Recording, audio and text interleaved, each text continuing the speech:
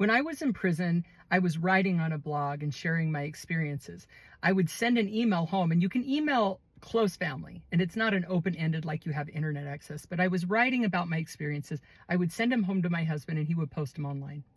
And some of the things that I wrote made the prison unhappy. It was my first year in prison, and I was really kind of focused on the unfairness and what I thought was wrong with prison, right? That changed over time. In fact, when I went back and looked at my blogs, because I wrote a book, I was like, oh my gosh, I really had a bad attitude. But I remember this one time, my first year in prison, there was a girl next to me that she was kind of, she was pretty aggressive. She had a girlfriend, and she and her girlfriend were always fighting. I stayed kind of away from her. Well, one day during count, because during count time, everyone's supposed to be in their room and be quiet while the officers go through and walk. But she had run over to the laundry room to throw a load of laundry in, which you're totally not supposed to do. And the officer caught her, and he was yelling, and she was yelling. And he brought her back to her room. And after count, she came over and she goes, "You're going to write about that on your blog, aren't you?" And I said, "Well, I didn't see what happened."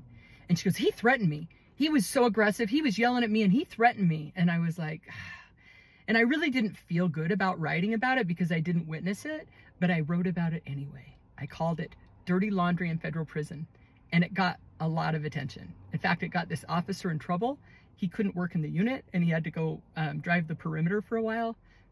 And I remember right then knowing that I never wanted to do that again, that I didn't want to not know the facts and share a story that could hurt somebody else. And I've tried to be true to that in my books and on my blog and the things that I write and share, to be as objective as I can and share personal experiences.